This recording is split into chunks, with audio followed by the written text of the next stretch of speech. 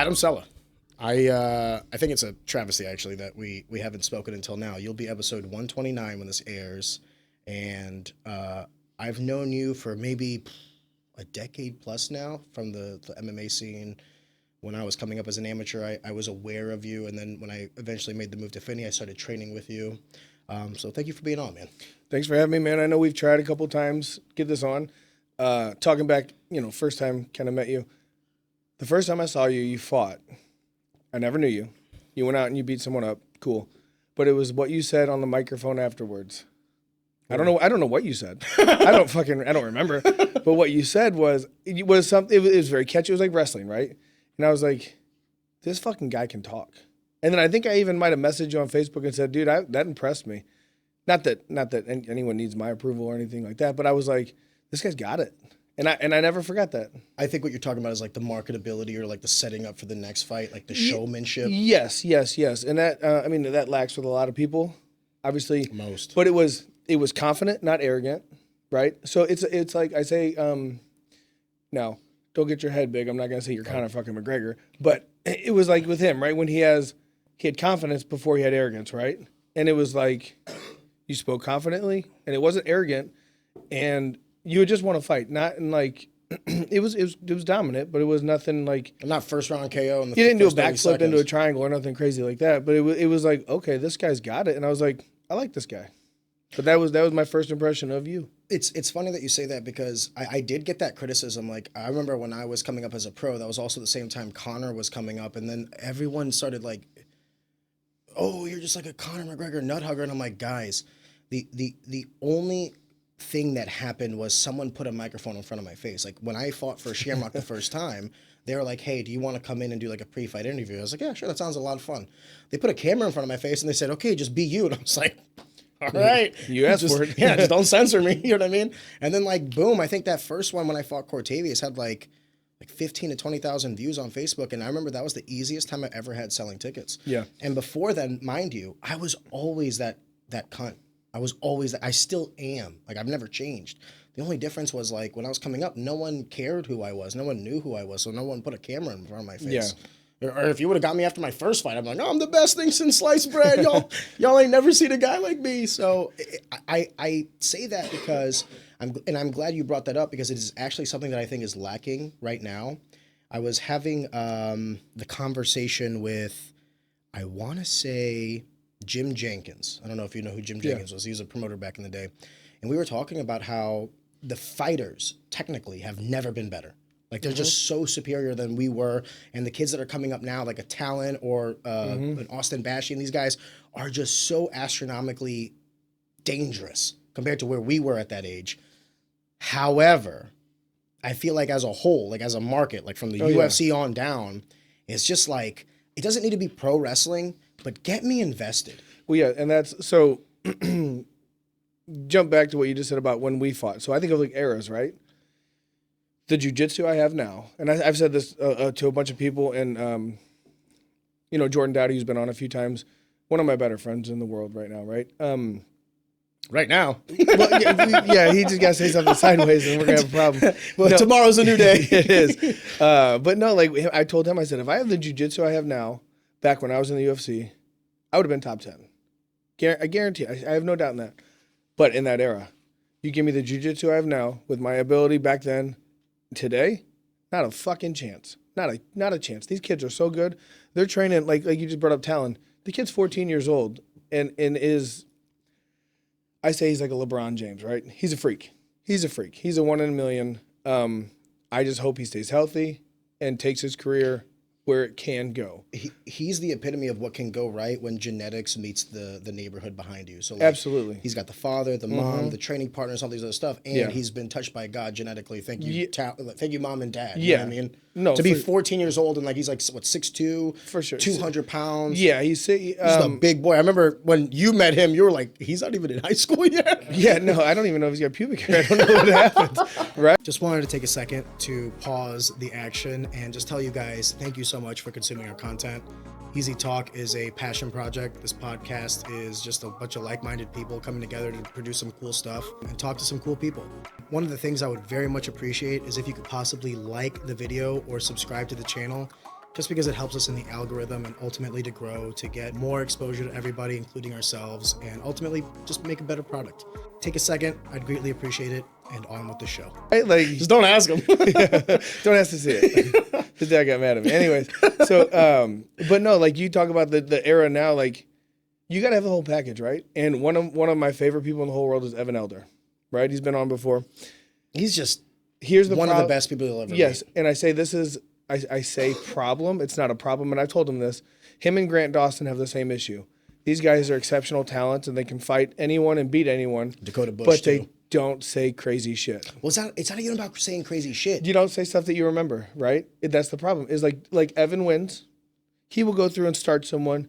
Oh, he was a great guy, and he means it. He's an awesome guy, but he doesn't say crazy shit. Grant Dawson, I think it was his last fight, maybe 2 fights before. He won. And now Grant's like 23-2, 22-3, something like that. Yeah, Grant's in the UFC, he's a fucking animal. And I'll tell you a story about Grant back training days.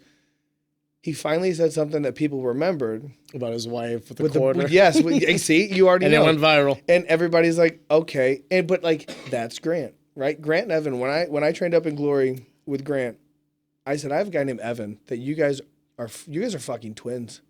You guys are twins. You're both these little nerds, because they are nerds. They play video games and do all this nerdy shit, which is cool. But they're just good people, right? Like it's not a front. Like I hear stories about Evan from when he was a kid. They're the same stories that I hear as Evan now. If you hang out with Evan, and then if you see Evan like on a podcast or whatever, same guy. Absolutely. Same guy. Absolutely. Evan, so what I love about this is people are like, oh, do you know Evan Elder? I'm like, Evan used to watch my house for me when I go out of town. Like, you know what I mean? Like, yes, I know Evan. Like during COVID, Evan's in my garage. We're hitting pads. Like I know Evan very well. And to this day, my son calls Evan Uncle Evan. Now, obviously we're not related and they're damn near the same age, but it's Evan. We had a Jiu Jitsu tournament and Evan warmed up with my son, right? And Jenny took a bunch of pictures, stuff like that. And that's one of those memories that like, I try to tell my son Nathan that your friends don't do this shit. Like, No, this is not normal. This is not normal. And kind of spiral in that. He was with he hangs out with Zach Cummings, James Krause. His circles of killers is not normal. And then we had him at the last show. He's with Kelvin Gastelum, and he's like, oh, I was just you in a video game. Like that's not fucking normal, man. Like, and I'm hoping he understands that like. The shit that I put myself through has opened some cool doors for him. Now, and I always say, it's cool to us. It's not cool to whoever's got the office next door. They might not give a shit about who any of the fighting, right? They don't know what the fuck cool is. Well, in their perspective, right? No, fighting's cool. Fighting is universally cool. If you're not into it, I just think you're a loser. How do you not like fighting? It's the most basic form of like human expression. I want your shit, so I'm gonna beat you up for it. I agree. Adam Leopard doesn't like it.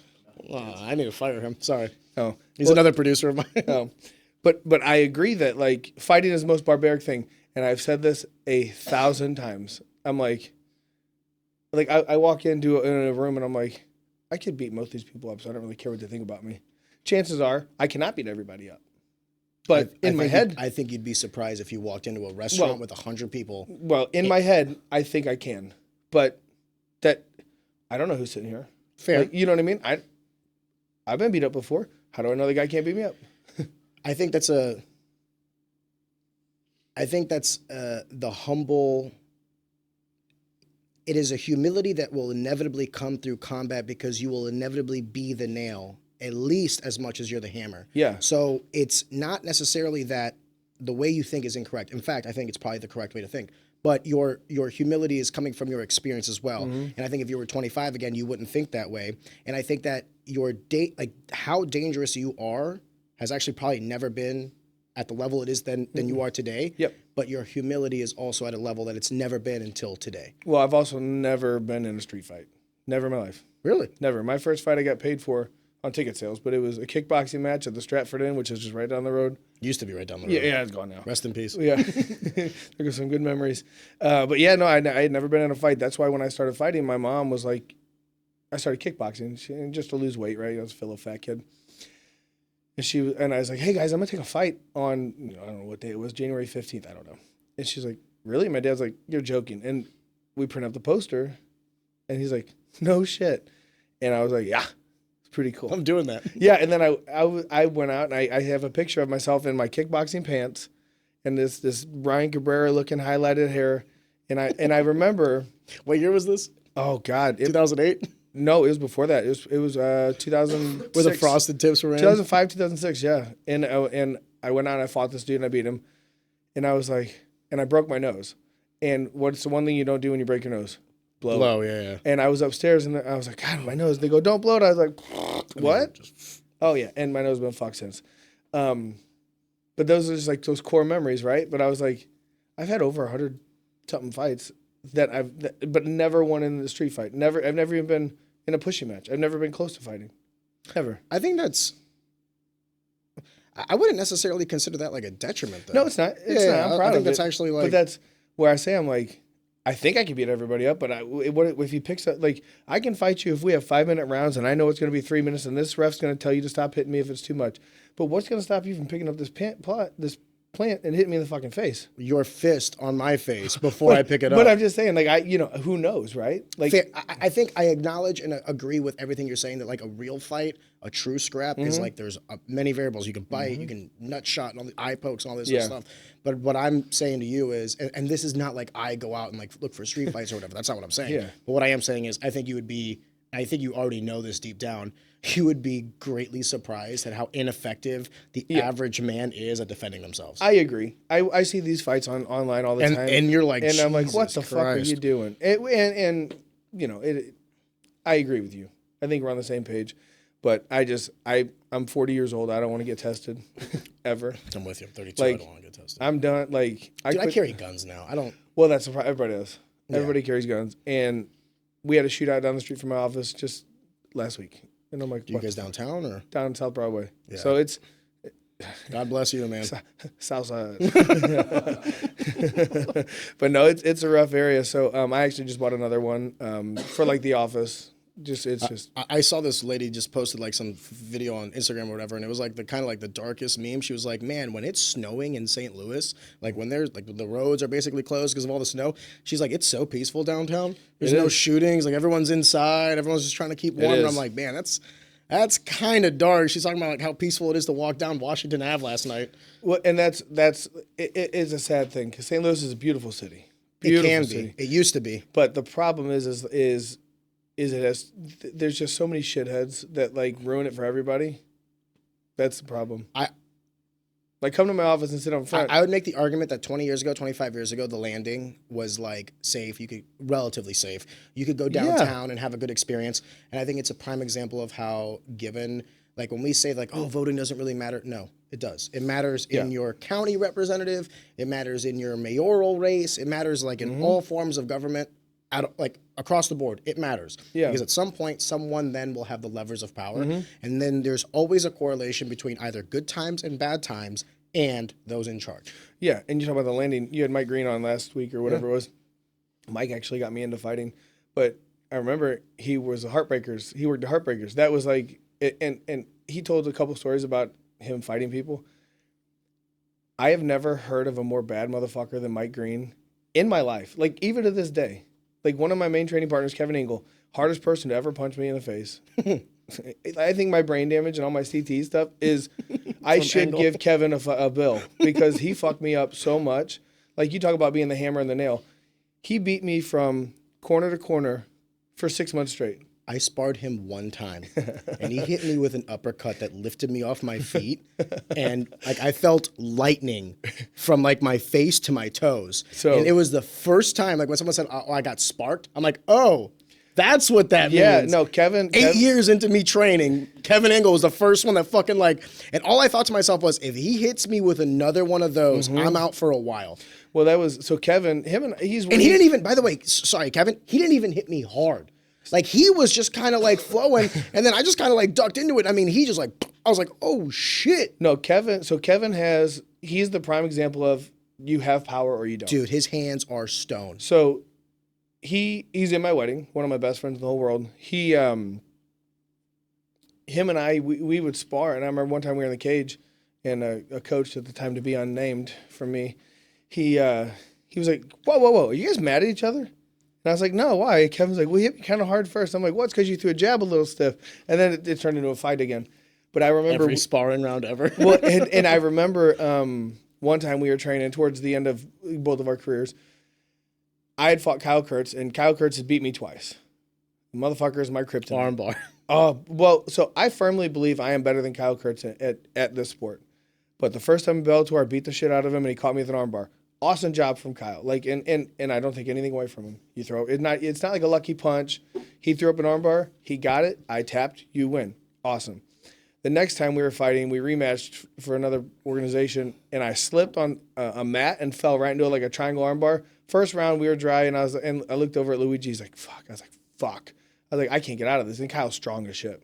He beat me again. I was like, I just can't beat you. But Kevin knocked him out. And so Kevin, it was like the next week, he's like, yeah, man, you want a little... With a little check 3, too. Kevin's little check 3 is not little check 3. What I'm trying to say is, like, from the average person's perspective, they would have been like, how? And I'm like, if you go in there with him, that shit feels like a truck is hitting your head. Yeah. Well, we were sparring, and he hit me with a hook clean. I looked at him, I go, you ain't fucking dropping me, homie. He hit me again. I was like, well, I'm gonna get my hands up. Like, and it was 2 in a row. And I was like, if there was ever a time he was gonna knock me out, that second hook was it, because he's hit me hard, and he's dropped me a dozen times with body shots. And everybody knows I'm good at body shots. When I hit you with body shots, it's because I learned it from Kevin. He just came back from a Kelly Pavlik camp. And he was like, hey, look what I learned.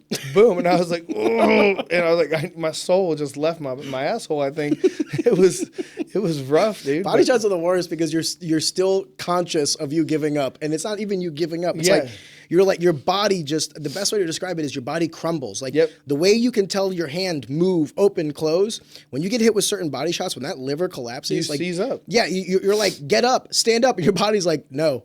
Like you don't have control. That's what it is, and he taught me that. But yeah, Kevin was the hardest puncher I've ever gone with. But the point I circle back, what we were talking about, Mike Green. Kevin was like, I've seen Mike do shit that I've seen him go fuck people up that I wouldn't even look twice at, because he's like, I don't want to fuck. He's with got that dude. dog in him. Well, and Mike is. I remember one time, Mike's house used to be right down the street from my office, and Kevin was over at Mike's house. And I saw them out on the sidewalk, and I was like, oh, what's up, guys? These 2 fuckers grabbed paintball guns and started chasing me into my office. and Kevin actually tripped on the curb and dislocated his shoulder because he fell. Talking about instant irony. But then Mike comes up, opens my door, and is like, Adam. And I'm like, fuck, they're going to shoot me. I know they are. But no, me and Mike Green, man. Mike Green is what you would have referred to as whenever people talk about it, they say the real one. He's the kind of guy that if he was born 1,000 years ago would be in the front lines of some invading wave saying, let me at him. He is. And what's crazy is like the way he fought like in a cage or in a ring was completely different than every fucking story I've ever heard on the outside. Because like when he'd get in the cage, it was like he didn't punch. He was like scared to punch. He's not scared to punch by any means, by any fucking means. But it was almost like he was real hesitant. And then I hear these stories about him in the street, how he just fucking he jumps off a chair to punch a dude in the face. Well, you know what I think the difference is? And this is like something that all fighters will inevitably have to kind of deal with. The crowd. And it could be. When you go into a street fight, is it more dangerous? Actually, yeah, because the unknown variables that we were talking about. Does he have a knife? Does he have a gun? And all these other things. Yeah. But you want to know what's kind of liberating? Who's really around? Yeah. 4 or 5 guys, and maybe they're your boys. So like you're kind of freed from the circumstance. Okay, the worst thing that could possibly happen outside of losing my life, which is the worst thing, but like is like, okay, I get beat up in front of my boys. See? Versus losing a fight in front of your friends, your family. You sold 200 tickets that fight. Well, great. Now you look like a fucking loser the rest of the night. You know what I mean? I've never cared about that. So really, so I've always That's had a superpower. I've had a stigmatism where I'm an arrogant prick, right? Maybe not so much now, but I did. And I was probably arrogant and cocky back in the day, and I feel like I had every reason to be, which doesn't make it right, but I understand why I did. But I never cared if I won or lost. I never did. I didn't care if I won or lost. I was on a 6-fight losing streak as a professional, and I didn't give a shit. I was like, I'll get the next one because I know why I lost. There's reasons why I lost. It wasn't just because I'm shitty. You know, there's reasons. Now I got beat by a couple guys who were just better than me, but there were reasons. But I've never cared if I lost in front of whoever is watching because, and Jordan Dowdy will tell this better than anybody. He says, you made the walk, right? Yeah. I put in the work. I didn't give up on myself. I gave it 100%, and this is what happened. Here we are. I will also acknowledge that like it's all internal. And it took me until like near the end of my career to realize that. It actually took me like my last loss to realize that I put this artificial stress on myself the whole fucking time because everyone talked me up so much and like, of course I should win. It's a foregone conclusion that I should win, right? That it started inhibiting like my offense of like, I was so scared of making mistakes that I wouldn't allow myself the freedom of like being truly offensive like I normally was. And after my last fight, after my last loss, I sold like 250 tickets. The whole fucking place was packed for me. And then when I'm leaving, everyone's dabbing me up like, hey man, you know, good, you get him next time and everything. And then it dawned on me, it realized like, I'm like, dude, I was putting this pressure on myself. I was never afraid of getting hurt. Like whenever I was getting into the cage, all of my fears were from not fulfilling a certain level of proficiency in my craft. Like I wanted to go out there and not just win, but dominate. Dominate from bell to bell, pillar to post. And if I didn't, I considered this like somehow like a loss internally. It was a pressure that I was putting on myself that if I were to like go back and talk to young Arion, I would tell him like, you know how like they always have that question of like, what is like a piece of advice you'd give your younger self? The piece of advice I would give is you're the shit. Stop fucking caring so much. Chill out. Just calm down. I tell everyone the best fight I ever had was, so I started my amateur career, I was like 9-0, and I lost a kickboxing match. And I was like, finally, I don't have to worry about being undefeated. I was like, finally, that pressure's off me. And I went on to win, I don't know, I had like 75 kickboxing fights, so I won all of them after that. Jesus. Right? Yeah, and now granted, the talent pool is not still what dude, it is 75, today. it's 50 more fights than I won. Yeah, and it was people that, and that's just MMA. I'm sorry, that's just kickboxing. Yeah, exactly. And then I went into boxing, then MMA, and then pro, and all blah, blah, blah. But once I got that first loss, and everybody tells you this, like when they're undefeated, they kind of quit. Like once that, like I should say, like the monkey's off your back, you're free. Like you're cool. Like you see that, like, what's the worst that happened? Nothing. It was the opposite for me. When I lost that split decision against Demetrius, I genuinely thought, and to this day, I will still say that I won that fight. I think it was a bad decision loss on my part. Like I had Robin Veal as one of the state judges, and I know that like every time, Robin Veal was also the judge that when I fought Horacio Escobar, gave him the fight 30-27. And I was thinking to myself, like, so 30-27 my way, 30-27 my way, 29-28 his way. And I thought to myself, like, bro, there was never a moment in that fight where you were, like, in some sort of dominant position. I was pushing the pace. What are we talking about? And sorry, so that loss didn't free me. In fact, my next fight against Scott Ettling was one of my worst fights ever. Because my head was like, I was a 10-0, multi-weight champion, undefeated. I do my pro debut against a guy that was, like, super credentialed and experienced, and I submit him in the second round. To lose a split decision against, I'm sorry, Demetrius, a shit bum. I was like, oh my God, I cannot lose against Scott. I can't go from 10-0 to 1-2. And it was the worst fight I ever had. It was the most pressure I've ever put on myself. Yeah, I can see that. I had the same situation. I fought Darius Flowers in Iowa, right? I went out there and I beat him every fucking round. Every round. The only thing he took me down, but as he took me down, I was firing submissions from my back the whole time. And everybody's seen him fight because Evan just beat him. He's terrible, right? I shouldn't say he's terrible. He's just very lazy. He quits, whatever. The only thing he did was he hit me with a jab in the third round, and he gave me a bloody lip. Other than that, he did shit. And like, we're in his hometown, and the whole place is booing him after they gave him a decision. I got 30-27 for me, 29-28 for him, and then someone gave him a 30-27. I was like, what the fuck are you watching? Rounds. Oh, everybody was like, and we were in the back, and he goes, hey man, you're in your back, you guys are best friends. And I was like, hey man, I fucking beat you. I said, I'm not mad at you, and I have no hard feelings towards you. I said, you went out and did your job, we fought, it was cool. I said, I just got fucked, and I got fucked. Everyone here knows I got fucked. He's like, man, I don't know. And I'm like, it's fine. He's never gonna admit it because he's got his own ego. Yeah, but he knows when he goes to sleep at night. Yeah, when he's faced with his demons, he knows. And he just fought a UFC vet and won. So cool. I had no hard feelings with him. I don't give a shit. But I was like, this is some bullshit. I do dislike how the State Athletic Commission works is like this way of like you have to appeal and all these other things. And I would rather these government officials be proactive versus reactive. And it's like, hey, how many times do you have to see a judge make bad call after bad call after bad call? Yeah. Or a ref making a bad call after a bad call until you're like, hey, we don't need to wait for appeals. You're not good at this. You need to go. I'm not saying fire them. Yeah. Put them on leave. Make them watch a couple more matches. Like, I firmly believe that anything broken can be fixed and anything fixed can be broken. Yeah. So it's like, tell them 6 months, you got to watch some fights. We're going to see your score and still do the scorecards or whatever. And then see how you do with the other people. And then, okay, once you get back in line with how everybody else, like the equilibrium of the sport, then we'll bring you back in. But I think it was just like, so I will hold Robin Veal to that till the day I die because, dude, I beat the shit out of Horacio Escobar. And for you to say that he won that fight, you are out of your fucking mind. You're out of your mind. Yeah, and that's... You said something on the call that was like hilarious. You were like, I didn't know Ray Charles was a judge. That was your commentary. I'm pretty sure I guess. Yeah, so I was just like, yeah, thanks, Adam. It's fucking insane. When I said split, when I heard split decision, all it did was, though, it did light a fire into me, and like I got like finish after finish after finish after that because I was like, I'm done with this decision. Well, there was a long time, and it's still going on now that they say don't leave it to the judges. That's such a stupid thing, though, because when you get to a high level with really dangerous guys who are also defensively acutely aware of what you can do, it's hard, dude. It's hard to finish people. It's hard to finish good fighters. It is hard. And everybody, you talk about jiu-jitsu. What do you see in MMA? You see guillotines, rear naked chokes, arm bars. About it, maybe you'll get like a Kimura. You'll get the flashy, like you'll get some flashy stuff. I mean, I saw like some Von Flus and things like that, but like it's definitely the minority. You're absolutely correct. But everybody knows the defense, right? Yes. So your best chance to really get a finish is like a knockout, or ground and pound, right? Which is essentially is a knockout. But you're right, getting a finish at a higher level is hard. It's hard because everybody knows the shit you're gonna do.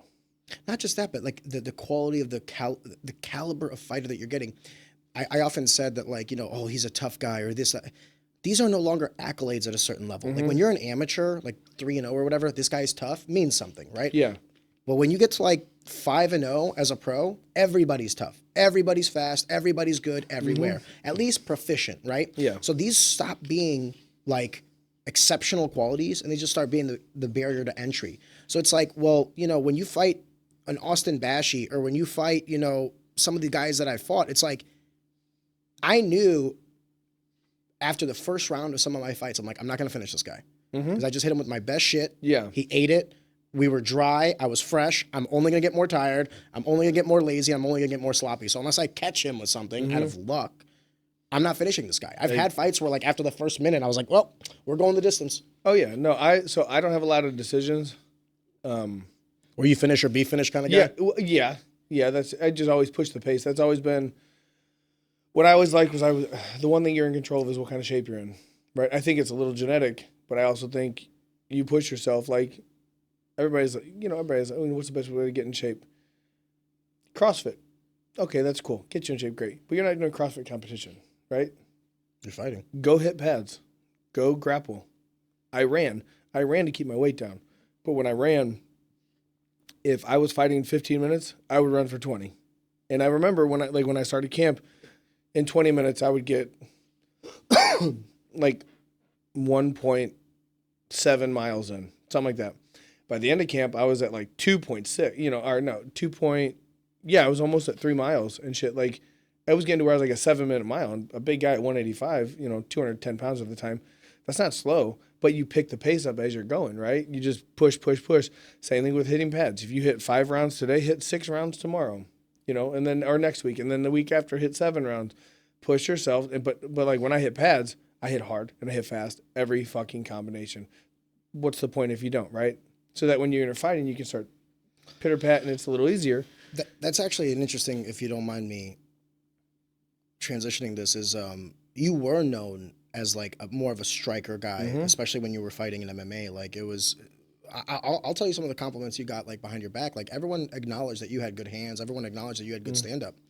No one ever really talked shit on your jiu-jitsu or anything like that. It just wasn't like where you were strong. Where you were strong was definitely the stand-up component, especially kickboxing. Back in the day, you were a striker or a grappler, right? Yeah. And then, I never wrestled. Steve Berger got me into jiu-jitsu. Steve Berger, Tracy Taylor were the guys who really introduced me to jiu-jitsu. And I will never forget the first day I sparred like MMA. I was like, holy shit, I'm actually doing what I learned. I was like, I'm doing what the UFC. No, not what I learned. I was just like, when I started hitting the bag in my mom's basement, I used to pretend I was fucking Chuck Liddell, right? I was like, I'm the Iceman, right? Like, and I'm a young kid. I'm like, I could do that. And you hit the bag all crazy and wild. And like, for me, I always imagined like a fantasy, like, oh, you could do this. And then the first day I did an MMA class at Steve Berger's where like I was grappling and striking. I was like, that's what that's like. And then it just went off from there. But I never had wrestling. I never had jiu-jitsu. It just wasn't a thing. It was kind of like you're really good at one thing and below average at the other. Hopefully your thing is better than their thing, type deal. But no, I never, I mean, the gym I came from, we were kickboxing, and it was the greatest training I could have had, because without being able to knock everybody out, I wouldn't have got the breaks I got. I always say that. I'm like, wrestlers and grapplers are by far the superior skill, I think, at this point, because they dictate where the fight goes. And if you go against a tough wrestler, good luck. Unless you spark them and put them out with the first one. My thing was always that wrestling was my superpower, because you had to put me out with the first shot. If you didn't put me out with the first shot, then I'd start wrestling, I'd start grappling. You wouldn't have the range, the distance you would need to generate enough force to put me out. Exactly. And you dictate where the fight goes. Yes. Right? And at any point that I wanted to, yes. And most strikers, you grapple with them at the time for 3 minutes, they're toast. They're tired. Oh, dude, that was the other thing I would tell people is like, when near the end of my career, I started training some guys, and I would tell them like, hey, take them down. And they're like, why? I want to stand with them. I go, yeah, but they don't need to know that. If I know that all you want to do is stand up, well, now I can just focus strictly on kickboxing, boxing. You could go for a takedown with no intention of ever wanting to get it, but now that person has to fear the possibility of getting taken down. Added stress diminishes cardio. Once the cardio is diminished, then it really opens up your stand-up. I think it's a superpower to not have to worry about that. Like, in none of my fights was I ever like, oh, they might take me down. And I was like, okay, they might take me down. And if they do, I'll get up. And if I don't, I'll be able to defend myself. Yeah. And if I can't, well, then the fight's over anyway. So what the fuck am I going to do? I was never worried about that. I was always worried about the one-hitter quitter. Like, I just don't want to get sparked by some guy. So I was always stupid tough, right? I've been knocked out one time. Everybody knows which one that was. But I've been knocked out once out of 100-something fights. Let's just say 130 fights total. Been knocked out once. I've been dropped in the gym by Tim Connors way back in the day when he was still alive. He gave me a couple flash knockdowns. He used to talk about being sparked. It was one time he hit me with like an overhand left. He was southpaw, left hook. And I was like, why am I on my ass? Okay, I got up. And then he did it again. And at the time, the coach was like, all right, we're done for the day. I'm like, cool. Thank God for that coach. Kind of. Kind of. At least for that day. Yeah, for that moment, for that specific. Even a broken clock is right twice a day. Yes. But it was, like I could take a punch. I can't fucking remember what we're talking about, but like, well, no, because you were talking about how, have them take them down, this, that, and the other. If every fight I had, I knew I was going to get taken down, and I have pictures. Bob Barton, greatest photographer ever. He has pictures of I fought this one guy. I can't remember his name, but he had me in like a body slam. Right, I'm in the air and I'm just like this on the ground. I was like, I know I'm gonna fall. I'm gonna make sure I fall correctly. Right, that was how it was, and I was like, okay, and then I can always get up. And I never really fought high level wrestlers until later, but everybody's like, how do you get up so easy? I'm like, pretend they're trying to rape you. No, I'm serious. Hey, think about it. If I hold you down right now and I'm like, I'm going to put this thing in. If one man can hold you down, two can rape you. But you know what I'm saying? Yeah, and I was like, we make a joke about that in wrestling. But I'm like, there's not a... Yes, you could technically, shrimp and do all this stuff. I'll let you. I think I might have to edit those out. I think on YouTube you have to say like grape or something. Okay, well then we can edit it out. No, I'll add in there. Just go. Yeah. But if someone holds you down and you want to get up, you're going to get up. Whether it's shrimping, whether it's... I had Austin Bashi on me, mounting me, throwing elbows at my head. I was trying to get up. Yeah, well that's the thing. That's also in the 13 years that I did MMA, there was one guy that was able to do that to me. Yes. And that's what I'm like, I did what I had to do to get up. And now, knowing jiu-jitsu a little bit more, I can get up and I put myself in a different position for them to attack something else, knowing that I'm going to get out of this to get to this. It is, it's like chess. It's like a game, right? Here, boom, boom, boom, boom, boom. So I always knew I was getting taken down. It was like, all right, I'm going to land right and I'm going to get the fuck up. And that was always what happened. The reason I brought that up was where you're at in your life today is, I mean, if you were to say 10 years ago, like where's Adam going to be 10 years from now, a black belt in jiu-jitsu running a jiu-jitsu company probably would not have been the top of that list. I would Not a black belt yet. I thought you were. Nope, brown belt. Forgive me. No, no, thank you. Me. I'm Promoted sorry. me. I'm sorry. I got promoted. Cool. Brown belt still. I mean, so the gym I go to is called Revive. I thought you and Enrique were both. No, he is. So Okay, Enrique, forgive me. I'm sorry. No, when I started the jiu-jitsu stuff, the promotion, I was purple belt, right? And I was like, I just really like. So I went to a show that Enrique and our other partner Ben had done at the time in Kansas City. I commentated, and I was like, I want to do this in St. Louis. By the way, the name of the company is CXBJJ. Enrique's, yeah. Enrique Watson owns it. That's his brand. He's the president. Basically, what we do is think of like a franchise type deal, right? Where I run all my stuff Under his banner. Yeah, and what the reason I did that is in this. There's a lot of people who are like, oh, why? You'll never really see my name on any of this shit. I don't need it, right? The notoriety, I don't need it. I want to build the CXBJJ brand because, and we'll talk about more what I want to do, but it's his brand. He has an established brand, and he not that he's won a lot of tournaments and stuff like that, but he is pretty well respected in the world of jiu-jitsu as far as, like a legit black belt, not one of those like you took online courses type shit. Like he's been doing it forever, and his military credentials make him a stand-up person. Like he's a good dude. But I wanted to build his brand, and then as I started doing it, like in that same time, completely unrelated, I just fell in love with jiu-jitsu. Like back in the day, we had Ezra as our coach. Ezra's a great coach. The way he coached was maybe not the best. There's always different strokes for different folks. Yeah, and that's why it's good to cross-train. I agree. One of my favorite things is how you can hang out with Ezra and you won't stop laughing. Like he's a fucking hilarious person, and he knows his jiu-jitsu. I think he just got into a funk and was a little bit, I'm not going to say lazy, but like didn't want to give the extra time to the MMA guys to do jiu-jitsu. But when I retired from fighting, I fell in love with jiu-jitsu and then found the CXBJJ stuff all like simultaneously. Do you talk to Ezra now out of curiosity? No, not too no, much. I had his brother Zach on one of our first shows. Him and Zach and his son, one of Zach's sons, and Ezra. I wanted him on. I was like, dude, I want you here. Like you got me into this. Like when I got on the Ultimate Fighter, I armbarred a dude to get in the show, and my coach at the time was there. I sent a hat back with him. I was like, give this to Ezra for me because he did this right. Yeah. But I fall in love with jiu-jitsu, like Nick Sanders and Junior Silva are my coaches now. I think Revive, we have the best gym as far as jiu-jitsu goes that you'll find. I was really impressed with Nick Sanders. When I had him on the podcast, I was really impressed with him. The reason I say I think we have the best gym, for me, right? I'm a big guy. I'm 6'2", about 235. I'm a big guy. We have big guys there. Like Jordan Dowdy, and him and I have gone. I've probably gone with him more in that gym than anyone. He's like my new Kevin Ingle, except Jordan doesn't hit hard at all. Doesn't hit you in that. Not a fucking chance. We also don't punch each other. But we got Jordan. We got this guy Willie, who Willie's about 6'1", 290, and I think he might be a purple belt now, maybe a blue belt. But like he's a diesel mechanic. This dude's grip when he grabs you, it's like a fucking silverback. I didn't take your money. Relax. No, it's like a silverback. And then I'm the dummy who's always like, Willie, let's start on top of me. I want to get you. I want to get you off. Pause. So I reach down and start. Pause. Me. Yeah.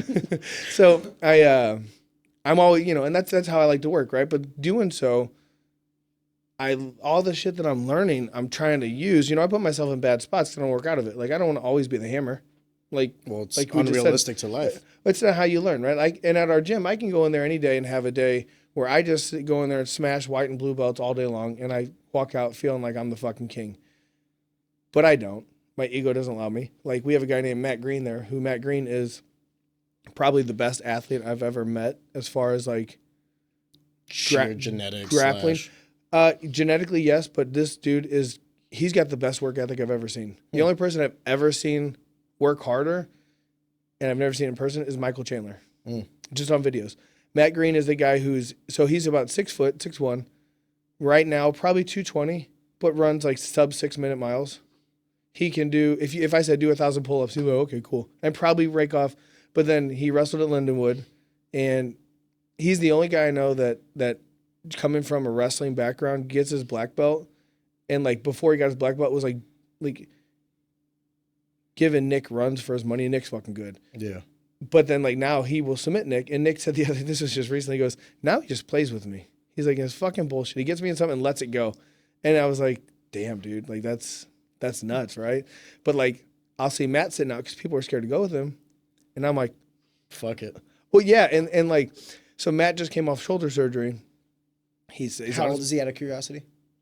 He might be like your age, my age. No, younger? he's younger than you. Oh wow, okay, so he's young. He might be 30, maybe, but he athletic prime. Then he's fucking animal. He's so you remember Ryan Sutton? Yeah. Him and Ryan. Rest in peace. Him and Ryan would have been the match to watch. Yeah. Although Ryan's a better wrestler, Matt's a better athlete, better jiu-jitsu, but Ryan was an animal. Yeah. Ryan and Nick always is like, oh yeah, Ryan held me down. I couldn't do anything, and that's how good Ryan was. But with Matt, he just came off shoulder surgery. This is recently too. He just came off shoulder surgery, so he just goes to his back, and I'm just trying to pass. I'm trying to do something. This fucking dude, and I don't think I'm terrible by any means. I couldn't pass his fucking legs. Just his legs, not even using his hands. For 5 minutes, I was like, this is the stupidest thing ever. I was like, this is just dumb. It just reminds you that there's levels to this shit. Oh my God, so there crazy. is. And there's a belt system. Yeah. But there's kind of like levels within that. I mean, you have like, when Andrew Wiltsey was a blue belt, he was murdering brown belts. Well, those pedigo guys, they're all a little bit different. Agreed, but I don't think like... Were they all born different, or did they go into an environment where they were told to be different and they rose to the occasion? So I think that. So then, if that's the case, that means that all of us have the propensity to be different. We just need the right environment. I agree with that. I think you surround yourself with who you surround yourself if with. If you're around killers, it's only a matter of time before you become a killer. Yeah, but like I mean that like in a not really, martial arts kind of way. Not. I mean that too, actually. Like, with Dahmer. Yeah. Sorry. Anyway. But yeah, to what you said originally. 10 years ago, I would have never thought I was trying to run a jiu-jitsu promotion and just be in love with jiu-jitsu like I am, because knocking people out is so fucking cool. Like, that's definitive, right? You hit someone, they go to sleep, I have clearly won, right? So 10 years ago... I'd make the argument, though, that jiu-jitsu is more dominant. I agree. Well, now I agree, yeah. Because there's a beauty to submitting. I said this with Rodrigo Vaghi. The worst thing about jiu-jitsu is that the submission is an acknowledgement of superiority. Yes. I have to choose. Like, fuck, yep. You're better than me. Well, that's the thing. And that's where we're at now. And so just 10 years ago, I would have never thought I was doing what I'm doing now. 10 years ago, I would have thought the idea of running a gym was in my idea. It was like an idea. Thank God you didn't. Don't want to. That's a tough business, man. Well, God bless all the people that do it. Honestly, I think it's tough, but I don't think it is either. I think it's on both sides, because I think if you know the right things to focus on, you'll have a good product. I think running a jiu-jitsu gym, okay. Running an MMA gym, God bless. No, MMA gym, I say that. That's why I give Mop so many roses, because, I mean, he's taken that jiu-jitsu model of like being able to be functionally profitable and sustainable, but for MMA, which is almost next to impossible. Mm-hmm. Well, and I think with the right, with what I know now and the skills that I have now and the skills I can teach other people, I can make a gym work. But you gotta be there. That's the problem. Dude, that's my biggest problem. You're married to it. It's like restaurants. I've got a whole nother business on the other side of things, my normal work stuff, and then throwing in this jiu-jitsu promotion now. I could never run a gym. My wife would hate me. Would you ever want to be like a silent investor and like have somebody else run it, but like you're just kind of like I've thought about it, but no. Yeah. Because I like to be in control. Yeah. That's like fair. I want to be able to have my opinion and it matter, not be like, well, they're not even here, blah blah blah blah blah. No, and Jenny can attest to this. I'm a control freak. I like to be in control of everything. Like when I do these shows, my thumb's on everything until the show starts, and then it's the production team. Well, that's the mark of a good entrepreneur, because you're not micromanaging the people. You're creating your vision, and then you trust the people that you put into positions to then execute that vision. Well, and that's the thing is if I broke down how I do all these shows, like the pro shows, and then like I said, once we hit go, the production team we have, they run with it and they do a great job. We've never, knock on wood, we've only had a few complaints. Like last time, I think the sound was going in and out, and it was something with an audio cable. So we had to wait till the first intermission to kind of unplug it, plug it back in. Type Last thing. one? Yeah. I was there. No, I mean on the pay-per-view. Oh, yeah, on the pay-per-view. Yeah, no, everything was fine as far as the production of the It's show. tough though too because like you don't have like the live feed coming back. So like, So they do. They had it, but I had people messaging me like, "Hey, man, the sound's kind of going in and out." So when I told Matt, he's like, "Yeah, we know, we can't really stop and reset at the moment." yeah. Fair. But yeah, man, 10 years ago, I never thought this would have been where I'm at. But I will say this: I would have also told you that like I'm a wrestler guy. Like I never really cared about jiu-jitsu, to be completely frank with you. Even now, like I feel like the thing to do after MMA is to go into jiu-jitsu, and there is literally zero pull for me. And I've been grappling longer than I haven't in my life. Okay, actually, when I had Zach, this might be interesting to you. Oh, I already know. Oh yeah, did he tell you? I can show you the screenshot. Zach said, I'll fuck Arion up. His words verbatim were, "I'm gonna fuck him up," and he has no idea what he's asked for. Those are Zach Vegas' exact words. All right, Zach, I got you. I will listen if you want. I will strangle you in front of your friends and family. Yeah, let's do it. But outside of that, like, there's no like, I have no pull to. I love jiu-jitsu. I do. I love all martial arts that I've done. I just don't care anymore, and I'm starting to think like maybe there's something wrong with me, because I'm just like, my whole mentality is like, cool, that was fun, did that, what's next? That's the thing is, for a long time I quit being a fan of the UFC. I quit being a fan of watching fights. Like, they're like, "Hey, you watching the fights this weekend?" I'm like, I don't think so. You think it's sour grapes, or you think it's like maturity, or what? I just did it for so long that I'm just over it. Yeah, but now I'm starting to get I've got people that I enjoy watching. Yeah, right. Anytime there's a local guy, I feel like I feel like I have a duty to pay attention, because like when I was coming up, I was always like, we need to support each other, we need to support each other, we need to support each other. So like now it's like, okay, well now it's time for me to eat my words and support each other. Yeah, well, you say eat your words. So Joaquin Buckley, I cornered him for probably a dozen fights. You know, I went to Israel with him when he fought for Bellator. Yeah. And that's a memory. You told me that story. It was the first time he ever went to a beach. Well, it was the first time he ever been on an airplane. Yeah. And him and I went walking through Tel Aviv, and I told him, I'm like, "Hey man," I said, "Hey," before we left, I said, "Hey, I don't know the people here. I don't know the culture here." I said, "Don't be loud and obnoxious." And I said, "I just don't know how it's going to be taken." And sure as shit, we walked by a barbershop, and he's like, "Yo, what's up?" And I'm like, "Oh, fuck." Like, I don't, they may think that's something inappropriate. It was cool. Everything was fine. But him and I were walking, and we were having a good time, man. And we ended up going to a beach. We go on, we're in the water. We're not like swimming or nothing. We're just walking through because it was just a cool thing for him. It was a women-only beach. And in Israel, we walked up on a group of people, and it was all women, and they're like, "You must go, go, go, go." We're like, "What the fuck?" We're like, well, he probably thinks they're racist. Yeah, I'm like, "God damn, Joaquin, black guy can't be on this beach." Excuse me. And but with Joaquin, everybody knows he has that crazy kick, and his career now is amazing, right? I counted him out. Because, oh, really? Oh, my God, yeah. So I made a post. When you say you're counting him out, like, what do you mean? Like, when? Back in Bellator days? Or? No, so before that. So, no, after that. I'm sorry. So, a while ago, this was years ago, I made a post that said, and I share it every time it comes up. I said, "I'm past my prime, but, like, there's people here that will be in the UFC and that will be a problem." And I named them. I said, Trey Ogden, David Onama, Evan Elder, Joaquin Buckley. And sure as shit, every one of those guys made it. And I think I said Jason Witt too. And he's retired now, but he was there.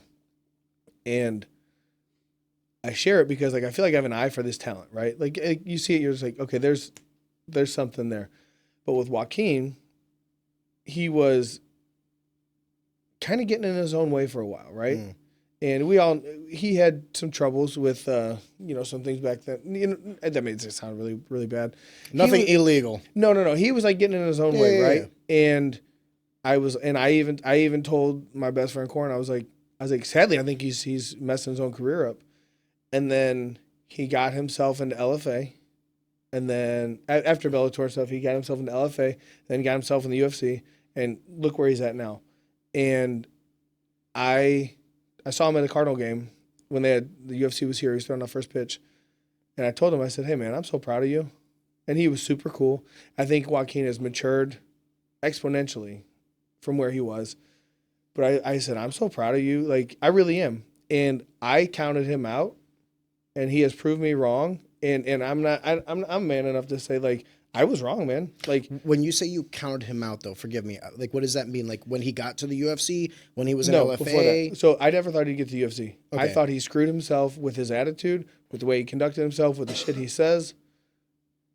But then going back to what we were saying earlier in this conversation, being brash, being obnoxious, being this that's what persona helps. That's what it was. Well, no, because his talent got him to where he's at. He even said some dumb shit on TV in the UFC. Like, if you remember, he said he dropped the soft AN word, and on ESPN he's like, oh, you remember?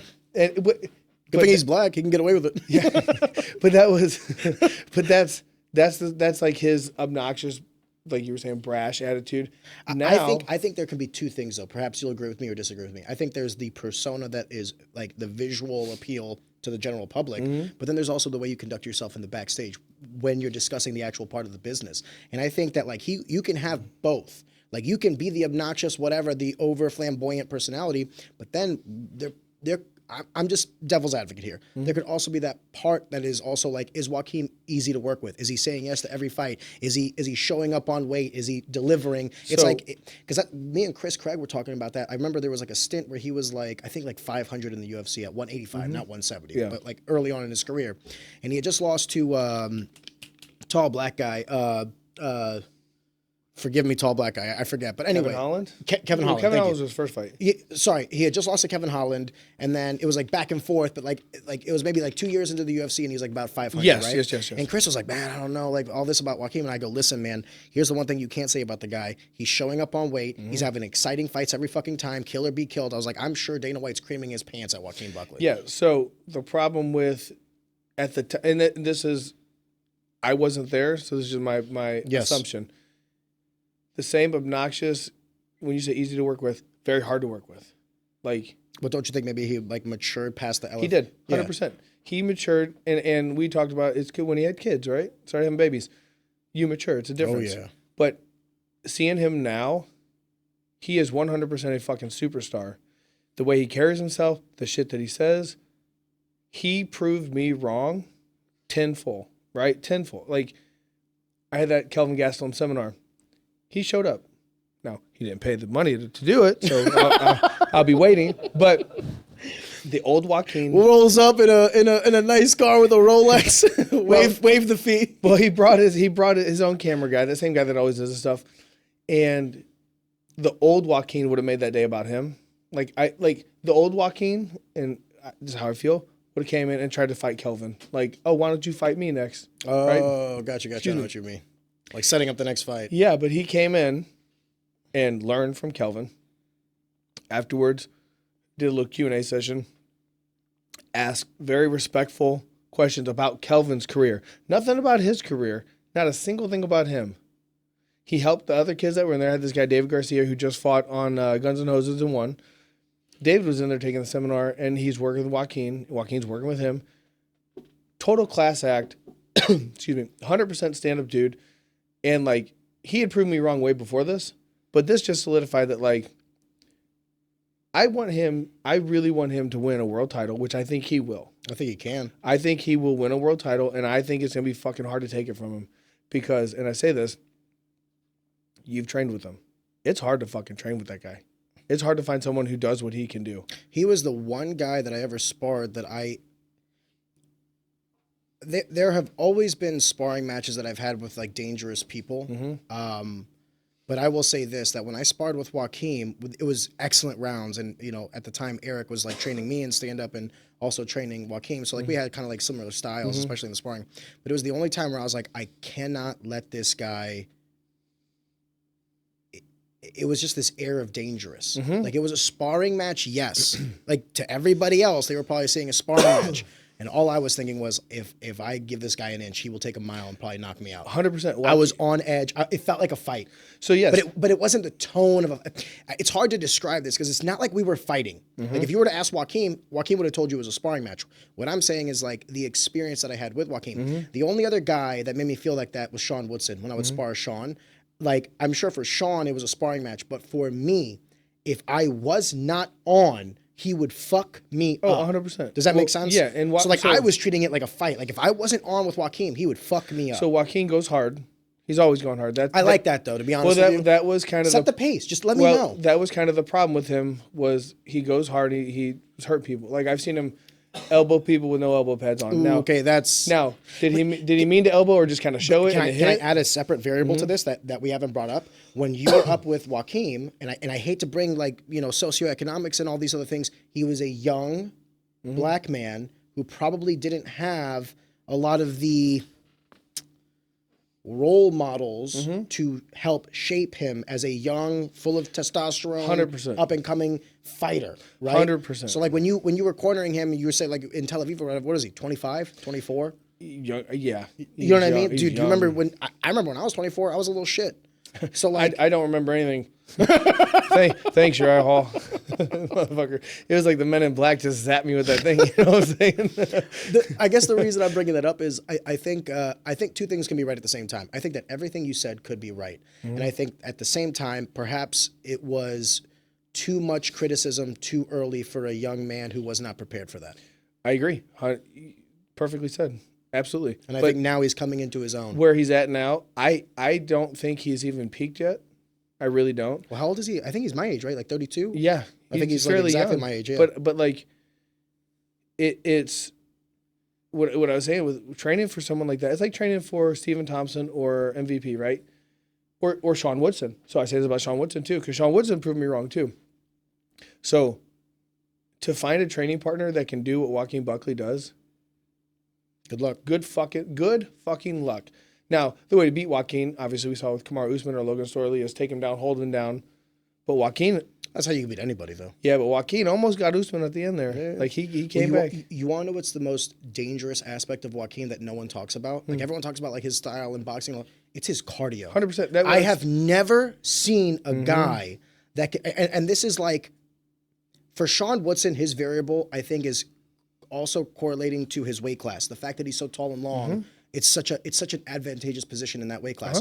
Joaquin, you could put him at 185, you could put him at 155, you could put him at 170. It's his fucking pace is insane. It's insane. That's what I'm saying by training with him. Like, and he's that first round, third round, fifth round in your fucking face. He will go 1,000 miles an hour. Yes, from start for 25 to minutes. Which is, I have to stress this to people. That is so fucking hard because, like, you have this adrenaline, you have the moment, and then obviously, like, he's getting hit, he's getting kicked, he's getting punched, so it's, like, hard to take damage and maintain that pace. But he is... That would be the number one thing. If I had to prepare myself for Joaquin Buckley, I'm like, holy shit. Well, no, we got to get ourselves to a certain level athletically. The variables that you can't fix, he is as explosive from minute 1 as he is in minute 25. He is explosive, he is fast, he is strong. He is He's got good fundamentals. His striking is getting better as far as like a technical aspect, but when he throws 10 punches and each punch is 100 miles an hour, like they don't have to be perfect. Bop, bop, shit. They don't have to be bop, bop, bop, slip. Dude, look how he knocked out Stephen Thompson. He little jumped in the air and fucking knocked him out. 100%. But he's a handful. Did something that Tyron Woodley couldn't do. Yes. Well, and then like with Sean Woodson, it's the same concept with Sean Woodson. You're not going to find a guy who's 6'2", whatever he is. Actually, I'd make the argument that like the majority of the featherweights now are that height. Well, but with the majority of the guys with his jab, so like, we're 5 feet away. You sit there and spar Sean, boom, you're hit. You're like, what the fuck was that? And then he hits you, and then one of them comes kind of hard. You're like, God damn it, dude. But then he doesn't stop. Pause. But Sean Woodson proved me wrong too, and I told this to his face when he got that contender series, that cool knee. Then when he fought that Kyle Bosniak in Boston, I told Jordan we had a hit squad, and I was like, it's a tough fight, man. I think Sean's in for it. Kyle had just come off that fight from Zabit.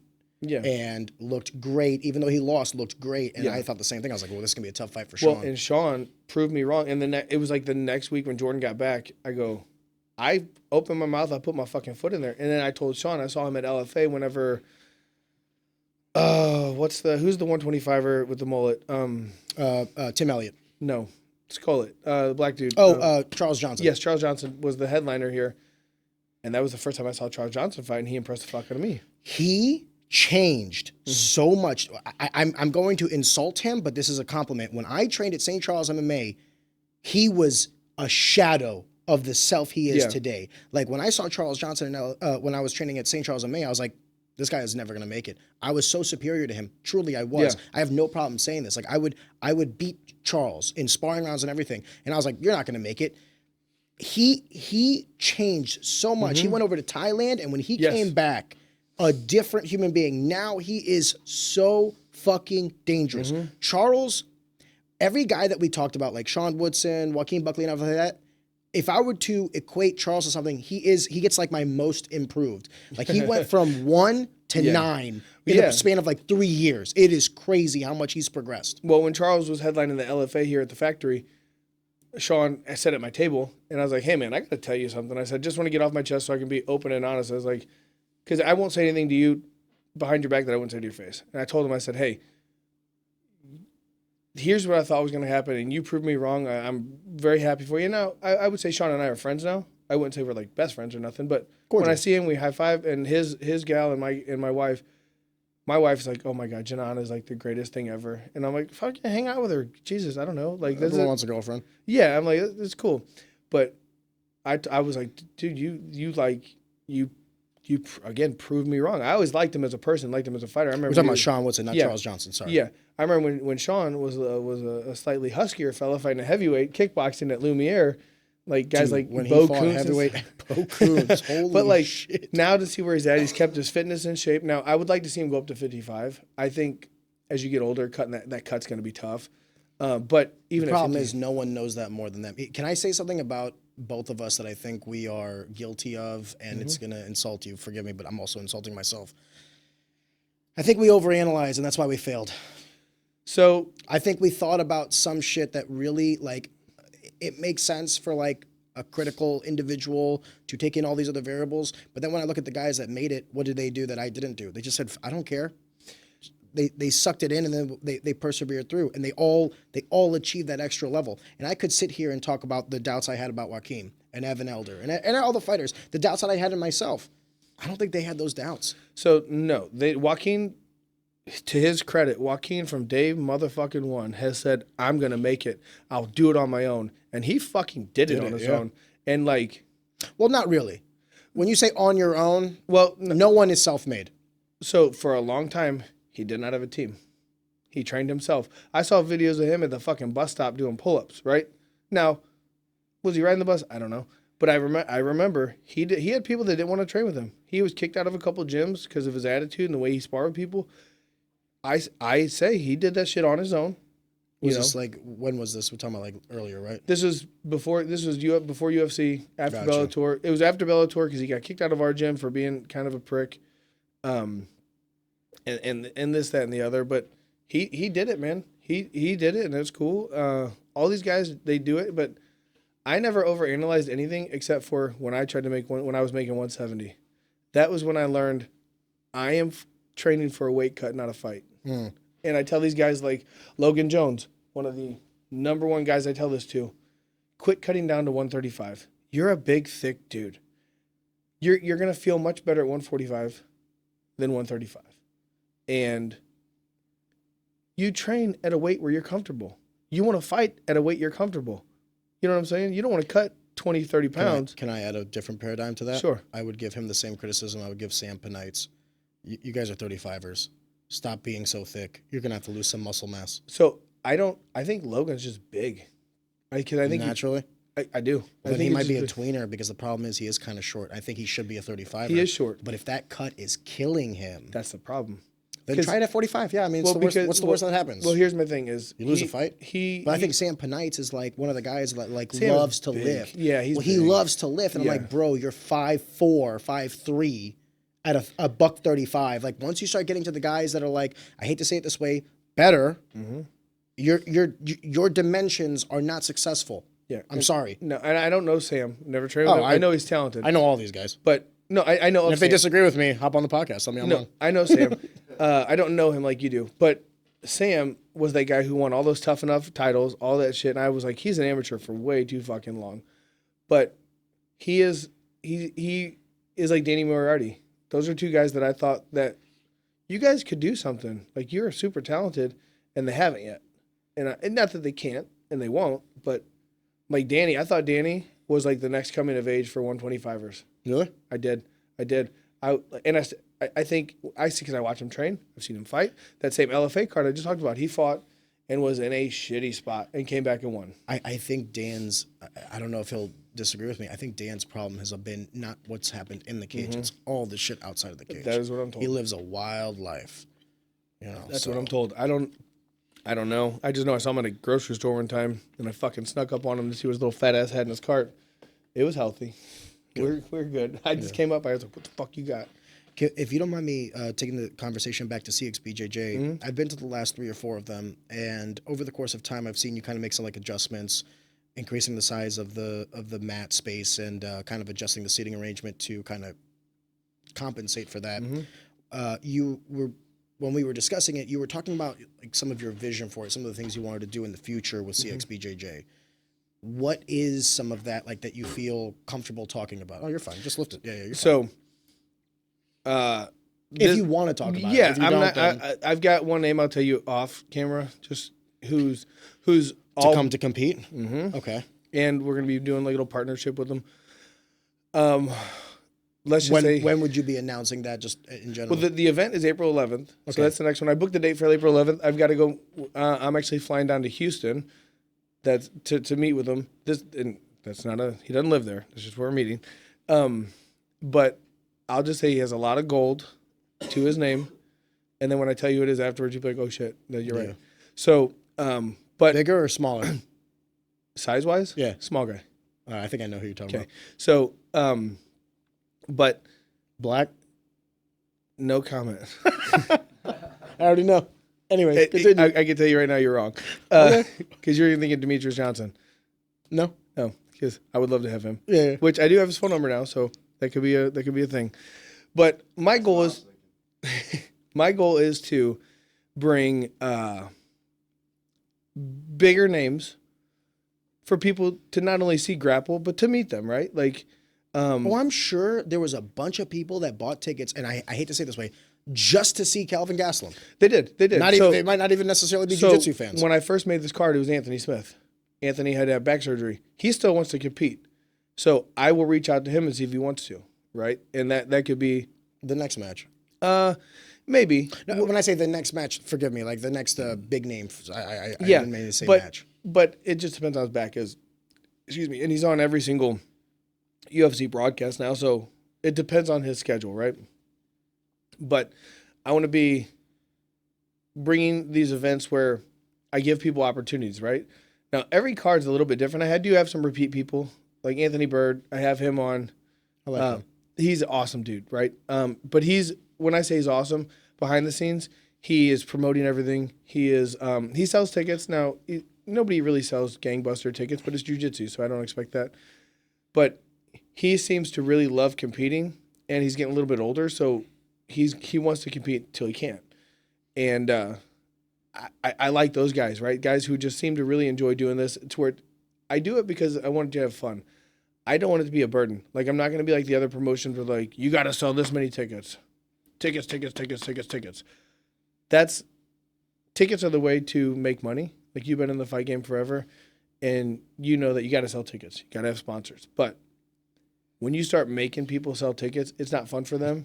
You know what I'm saying? Like, I know there's other promotions that make you either prepay for tickets or sign for tickets, like in it, and that's bullshit. And I had to sit in the backstage and listen to that individual talk about loyalty, and I mean, fuck off. I could not roll my eyes harder. We're loyal to these people. And I was just like, bro, shut the fuck up about loyalty. So anyway, forgive me. Yeah, no, I know exactly what you're saying, but what my goal is to go to, I want to have an event in Houston. I want to go to Nashville. I do want to do an outdoor event here, and I think I told you this at like a 9 Mile Garden or a Frankie Martin Garden, one of those outdoor food truck places. I think that'd be cool, right? I think that'd be cool. It's a risk because of outdoor. I mean, yes, if it rains, if it's shitty weather, that's the problem. So you're kind of just flipping a coin. But I'm also on the side of take out an insurance policy. So if you cancel it, you have to cancel it. Or just fucking switch it up and just say, hey, it's a slip and slide. Fuck. Or you could always. What, you can't do jiu-jitsu in the rain? You can always easily reserve like an Elks Lodge or something and say, hey, we got to move it indoors. Yeah. Things have changed, but we're still getting the match on, right? But that's what I want to do. We do the tournaments. Like I just had a tournament a couple weeks ago, last weekend. Our biggest turnout we've had, right? Our first tournament we started with, I think we had 160 people enter, which was that's a good size, isn't it? No, think about cutting it in half because people do gi and no gi, right? So it's not 160 80, people. And there's how many weight classes? Roughly, I mean a bunch. I mean it's every weight class for kids and stuff. 4 or so 5 we're shifting up and down, like, and now this was our fourth one we've had. And we had 280. Nice. So, it went. So normally it runs till about 2. This one ran till about 4:30. So it's like a 55% increase in 4 shows. Well, so yeah. So what we're doing is, and I thank the community for that. Like, I do what I can do. What I did find out though is we made a bit of a mistake for some reason. So in North Carolina we do these tournaments as well, and they do team cash prizes. I guess there was a copy and paste error because I had to give a cash prize to a team this time. And I was like, oh, fuck, man. I was like, oh, fuck. It's on there. I see it. Yeah. I'm like, well, here you go. But I like that, though, right? I like rewarding people for as long as you're not losing money, it's sustainable. Yeah, no, and it's okay. So we'll do stuff like that again. Like I did that black belt cash prize tournament one time. I thought that would bring more people. It did not. But it did bring a guy named Gabriel Almeida, who apparently is legit a fucking gangster. He beat Jordan. He beat everybody. His total mat time was like 3 minutes, and that was 4 matches. It was fucking stupid. But he said, "Thank you." Yeah, no. I was like, "Oh, okay, here you go." There you go. I said what I said. But he, I want to keep growing that tournament. And then, well, it's a natural feeder program to the show too. Well, and that's what we do. If you win the tournament. And when I put out, hey, I'm matching people up, if you say, hey, I want to do it, you're almost guaranteed a spot, right? So what you're doing is actually very similar. I don't know if you know who Chad Mueller is. Yeah, for Stand Up Fight Series. Yeah, Stand Up Fight Series. He does the point tournament during the day, which I think is also genius in terms of like a financial thing, because he has like a whole tournament that he has the same time he's going to have that night venue, and he pays one venue fee for 2 separate events. Here's the problem with that is... Because we've done that before. We did in North Carolina. We did the tournament during the day. And then the main show. The problem is, how fucking long do you want to be there doing jiu-jitsu? No, forgive me. I'm not there all day. Like I'm not at the point. No, that's what I'm saying. Like the coaches, the teams. So typically, you would do the tournament, all your fighters, and then at night you're competing as the coach for jiu-jitsu. Maybe not the kickboxing one. You've jiu-jitsu'd all day long. The last thing you want to do is like, oh, now I got to compete. God, I'm tired. Because coaching takes it out of you. If you coach, if you're passionate about coaching, it does. Yes, if you've coached all day long, these guys in a tournament, you're gassed. Right? You don't want to do this shit. While I agree with what you're saying, I guess the flip side to that could also be like the efficiency. Like if I'm a coach, it's like, okay, I got 2 birds, 1 stone. Yes, I'm exhausted at the end of the day, but like that's 2. Like instead of coming on a Friday and a Saturday, I can just come in on the Saturday and get them both done. But no, I mean, you're absolutely correct that it's like a tax on everybody. But then my next logical explanation or my rebuttal would just be like, that's what you signed up for as a coach. When you decided to do a gym, and we were talking about earlier about how hard it is to run a gym, one of them is ask Mop, ask Mike Rogers, ask any of these guys. When some guys got to go travel for a fight, when you got to be there all day, that's when you pay it back. And that what I've just found though is like even from a spectator standpoint, a lot of these guys just competed and this is just jiu-jitsu. Kickboxing is a little bit different. If you've just competed all day, oh yeah, you're not going to want to compete. You don't want to stick around and watch. Like my response or my only rebuttal, once again, with perspective of this, is like they're not intertwined. Meaning, like the people that are doing that point fighting tournament are not going to be competing. That night. No, they're not competing, but they don't want to go watch. They're like, I've jiu-jitsu'd all day. I think you'd be surprised, Adam. We've done it. We've seen it. Oh, really? And it's just not necessarily been the case. It doesn't turn. Chad's last show. That's what I'm saying. Kickboxing is different than jiu-jitsu. Well, he also had Lordzilla. So Yeah. Well, and this is also North Carolina, not St. Louis. fair, But very fair. Sorry. I also don't have my pro show in the same place as my tournament Yeah, for a couple different reasons. Yeah. But I could at Red Flag, I can't have a tournament there. No, yeah. It barely holds. It's good for what you have it for. Yeah, but yes, and that venue is fucking awesome. yeah, and people, it's super cool. I've had people say you need to get a bigger venue. I don't think so, unless I get John Jones to grapple Whoever. Me, because I already beat him once. Just so we're clear. Just so we're fucking clear. But like, by that logic, you're the GOAT. I am. But if you had like a John Jones or someone who's like a huge name, or if you had like what I really worked on was Chris Weidman versus Anthony Smith, that didn't work. But if you had Chris Weidman versus Anthony Smith, maybe you would need a bigger venue To justify the expenses too. Yeah, because well to that, but also you're gonna have more people that want to come just see Chris Weidman and Anthony Smith. That's a big deal. That's like the RFA stuff that they've been doing. That just happened last night. Yeah. Yeah, that was As a wrestler, I love that we are starting to adopt and finally start to realize that like this whole team mentality approach is like, yeah, we have the NCAAs and all stuff like that. But if you want to create like a wrestling program where people can financially support themselves through just the sport of wrestling and not have to go to jiu-jitsu or not have to go to MMA, you're going to have to start to adopt the similar format to like the UFC and have like a show where you have big names. And I watched that. And I can't remember the last time I paid anything to watch wrestling. See, I didn't watch it, but I know that when we were at that Calvin Gastelum seminar, Buckley looked good, by the way. Buckley was like, man, I want to do that RFA stuff. And motherfucker, it happened. Yeah. And that's the shit that I mean, that like he's making things happen because of where he's at now. And that's what he wanted to do. He said he wanted to do it and he did it. That's cool. That's awesome. But yeah, no, we just want to keep growing. We're going to go to different cities, different names. We've thought about doing like a quintet type thing, but I know Zach Cummings, he did that up in Synergy.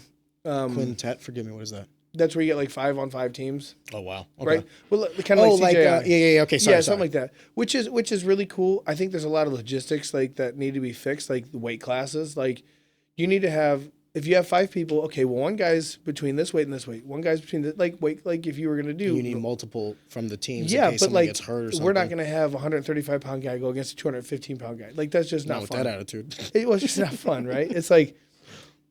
It's just not. I don't know. Draw the straw. Yeah, I don't. Yeah, I don't want to see like, man, I love you, but I want to see it. So we want to grow it. And when I started doing it, man, it was. We talked kind of earlier. It was. I was at a crossroads in life, like when I retired, and it's what do you do when you're done? Now I spoke. You talking about retiring from fighting? From fighting, yeah. Like I spoke earlier about like my dad was like, "Hey, you're a sheet metal worker. Just like, own it. You're fine with it." And I've always had that mentality. Like I do heating and cooling, right? I own an HVAC company now. So we are blue collar. Heating and cooling. It's not glorious, it's not glamorous, but it is a needed, essential product that's gonna be in demand forever. That's my normal job. That's the moneymaker. That's what puts food on the table, all that stuff. But with the fighting, it was like Batman, right? It was like normally, okay, I got a tool belt on and I'm going through a fucking crawl space, whatever. But at nighttime, I put on these cool shorts and these cool gloves, and I'm the guy. When I retired, I saw a therapist for a long time, like, because what do you do, right? Like, it's this is your identity. And I had to become being okay just being dad. And now that you're a dad, it's fine, right? It's fun. It's the coolest thing ever. But it's different. Is what I've had conversations with my wife, because like she'll ask me like, do you miss it and all these other things, and I'll tell her I miss aspects of it. Like I don't necessarily miss the weight cutting and things like that, but do I miss fight night? Do I miss those? I will say, and I'm sure you'll agree with me, it is the most dopamine, euphoric, adrenaline thing. Like there is no drug that I could possibly take that will give me those same feelings that I has. Like I used to hate fight night, like some of the emotions I had in fight night. Now, if I could bottle that or put it in a pill form and take it, I'd pay thousands of dollars for it. So you're a ticket seller. No one will ever know what it's like to hear, whether it's Joe Parisi or Tony Biondo or Bruce Buffer, whoever, announce your name and 150, 200 people stand up and just cheer. Lose their shit. And you are the guy. Lose right? their shit. And that, like, no one ever knows that. Like, and then when you win, Dude, my last fight, I couldn't even hear my name. He's announcing it. I couldn't even hear. I was just like, okay, well, let me know when the fight's going on. It was so fucking loud in there, man. and that's I'll never forget that night. That's the cool shit, right? That's what when she said, "What do you miss?" That's what I miss was like the attention. I'm not gonna say I didn't like fighting because I don't like to fight. Like I don't want to go out and fight. Just fight. You miss people. being the center of attention? Yes, it's the attention. Everything that comes with it, right? The fact that when you walk in the room, people are like, "Oh, that's Ariane." Like, you don't feel like you have that now? Not that I have it or don't have it. Because I think you have it, Adam. Well, not whether I have it or don't have it. I don't think about it. That's why I'm like, I'm no longer the UFC guy. I'm no longer the Ultimate Fighter guy. Although my stint was very short, very flash in the pan, nothing even significant. It was there, right? Like if you took one snap as a quarterback in the NFL, you did it. You did it. Right? And it was cool. And what I learned was make myself okay with creating a legacy that my kids can be proud of, right? So now with this jiu-jitsu stuff, like I've heard my son talk to his friends like, yeah, my dad owns a couple companies. Like, no matter what those companies are, it's just fucking cool, right? And we talked about success earlier. Success for me is having all your bills paid. You're able to have good food on the table, and your kids have pretty much, they don't have to need for anything, right? That's success to me. And be happy. I'm there. Like, my son is a bit spoiled. My daughter has me wrapped around her finger like nobody else. How old is she? 5. Oh, God. Oh, no, I have a 3-year-old. I know, brother. Dude, she is, wait. I used to be cool, Adam. I used to punch people in the face. Now I have a little 3-year-old girl bossing me around. I used to do the same shit. Now I'm painting nails and making sure that her cuticles are back where they need to be. So, but it's, that's the good shit, right? And like my daughter and my son is, like I told you, musically inclined. He's really good at it. He's very talented. And he's, when he wants something, I want to make sure he can do it. Like, he did the national anthem for me at mine. I think he's doing it again at the NFA show in a couple weeks. That is success, right? And to hear my son, like, and the other part of this is the fun shit. I coached wrestling. I never wrestled. We talked about that earlier. I've never wrestled in my life. My son wanted to wrestle, and I wanted him to wrestle, so I started coaching. Yeah. He doesn't wrestle anymore. I still coach. It is like one of my favorite fucking things. It's awesome, isn't it? Bro, and Jordan will tell you my coaching wrestling kids. Kids. Yes. Jordan will tell you that my wrestling got levels better when I started, because I'm learning from the coach too. Like I'm learning like these throw-bys and like little duck hunt, like stupid shit that I've always done, but the finer details, right? And when I started coaching these kids, the best teachers are students. Well, and that's my favorite thing is like I learn every day. I learn something that we're doing, but that's my passion now is the jiu-jitsu stuff really is, but like also coaching these kids because I got like their moms, like Pause. Yeah, that sounded bad, but no, like so last year, the 8th grade girls gravitate towards me. I think it's because I'm the younger coach. 100%. It's the same thing with not just the girls, but also like I'm the cool coach because 100% is because I'm the youngest. Yes. Well, and like the 8th grade girls gravitate towards me, but one girl specifically, her name's Maddie. This was the year before when she was in 7th grade. I coached her brother in football, and I knew her dad. Oh, you coach football too? Oh, no, I did.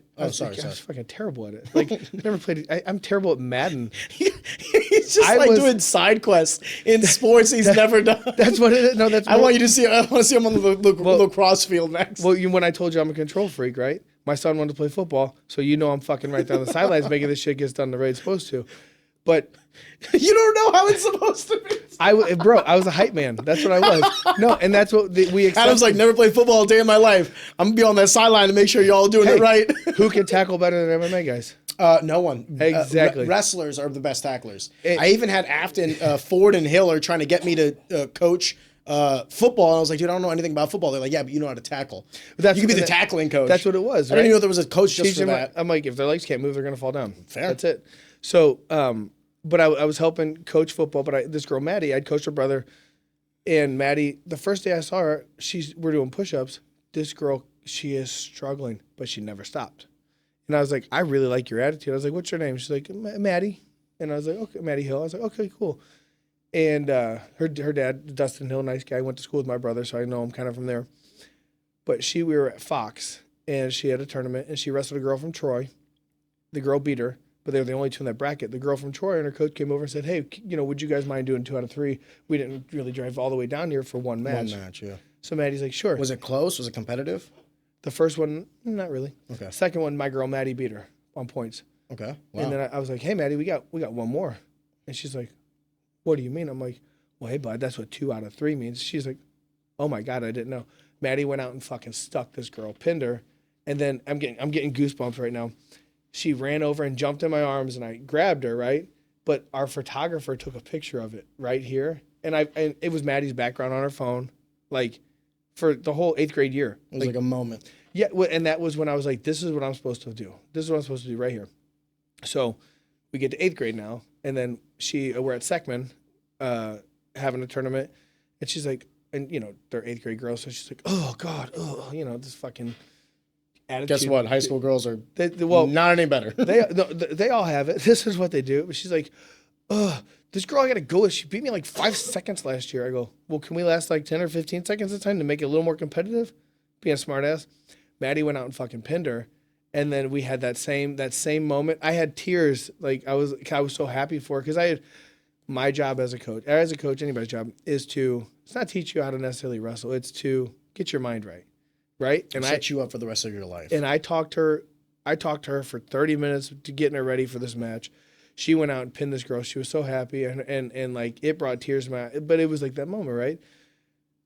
Now, fast forward to like this year, all my girls are gone now, right? So I've got a little girl, Willow. Last year was her first year wrestling. I took her to state and she got 5th. And she was her mom and dad are super cool. And Willow is like, she gave me a goat medal at our wrestling banquet. She's like, you're the greatest coach ever. I'm like, I don't fucking know about that, but I'll be your friend. That's cool. And but I got Willow. I got like 3 or 4 other kids that are like 6th grade, something like that. So we're coming up. This is my next group, right? So I'm like, oh man, I love these kids. And now we've got a bunch of rookies this year that they're 6 years old. It's the cutest thing you've ever seen, and you can see which kids are going to be good and bad, right? And we got this one kid. His name is. I go, oh, what's your name? He goes, Camwin, and he's a big kid. And big kids, when they wrestle, typically they won't, like, they're scared of their weight. They won't sprawl. This fucking kid throws himself on the ground, circles up, and he's right back in his stance. Oh, Jesus. He never stops running. He is huffing and puffing. He doesn't quit. I fucking dig it. And I'm like, you're gonna be that guy. Do you like coaching more than you like competing? This kid's wrestling, yes. Yeah. I don't want to coach MMA people. I got a handful of guys that I like to help, but I don't have a gym, so I'm the exact same way. So I can't. I got offers when I stopped fighting. I got like 3 or 4 offers to like go coach. It's like certain gyms. I just didn't want to train adults. That's my thing. I don't want to commit myself. Like I like to help Kendall Whited. I like to help Austin Miller, Logan Jones, those guys at ESMMA. I like helping them, but I can't. I can't create their schedule. Eric's their coach. If I could create their schedule, it'd be different. It's not even that for me. The best way to describe it for myself, Adam, is like I didn't love MMA. Like MMA was like the transition to me. But like what got me in love with sports was like wrestling. That was my base. Mm-hmm. So like I thought to myself, like I'll go and give back to what created me. Because if it wasn't for wrestling, we wouldn't be having this conversation today, right? Yeah. So for me, it was also like once I got in and once I got like just overwhelmed with these kids, to your point about like seeing them progress and stuff like that, like now I have like I have 2 grades of kids now that have graduated and have left high school. So like now I'm getting the freshmen and stuff.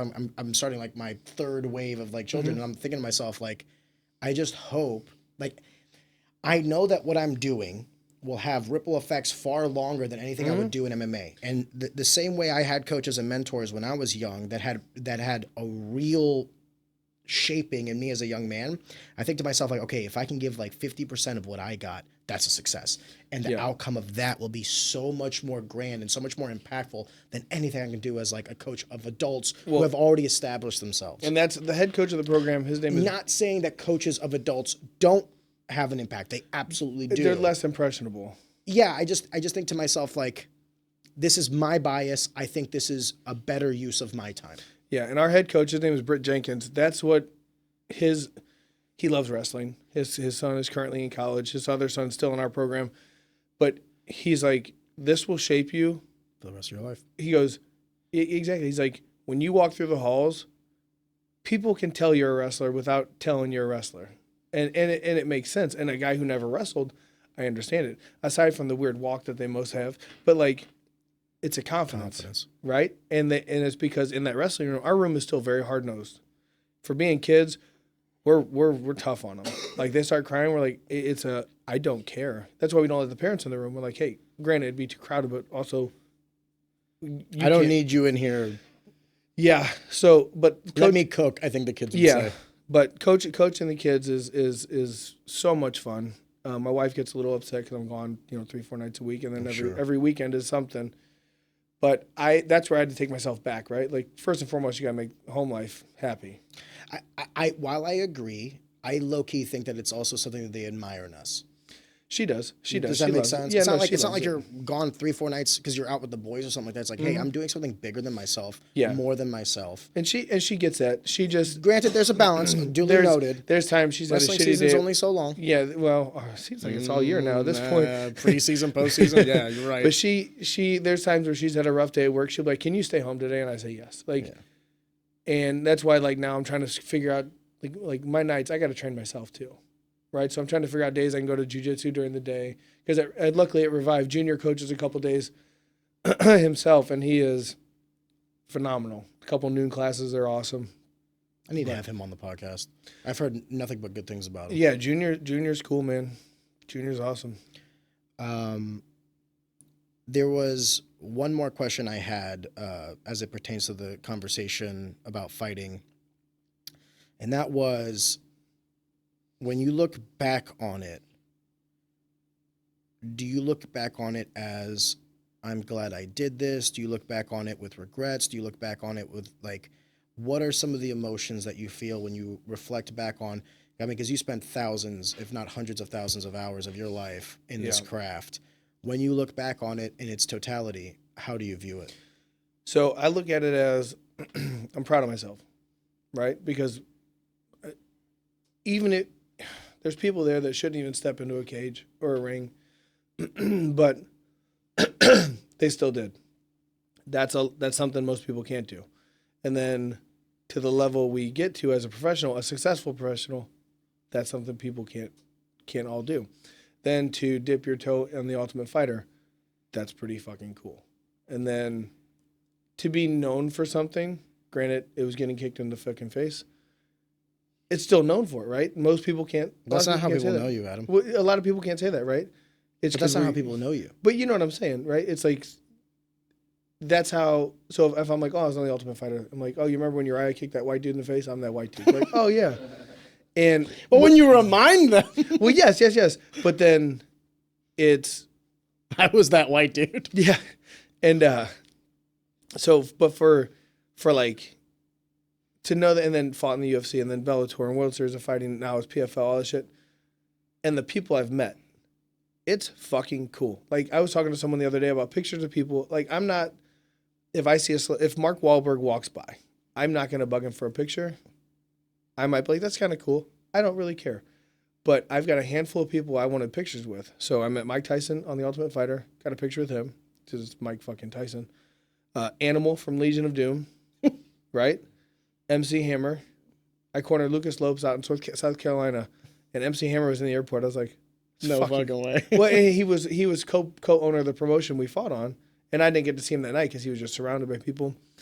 But it's like there's a handful of people that I want a picture with, and that's them. Like Forrest Griffin, I got to train with him. You're very well networked. I will say this: the numbers you have on your phone, the people that you can call on, getting Calvin Gastelum to be by the way, not the person you originally had, but to be the backup for Anthony Smith. Well, Anthony Smith was in, and that happened by fucking the way that match happened. Stars aligned. Jordan and I were in Kansas City doing something together, and I saw a picture of him with Tracy Taylor, who they're good buddies, and Tracy and Anthony.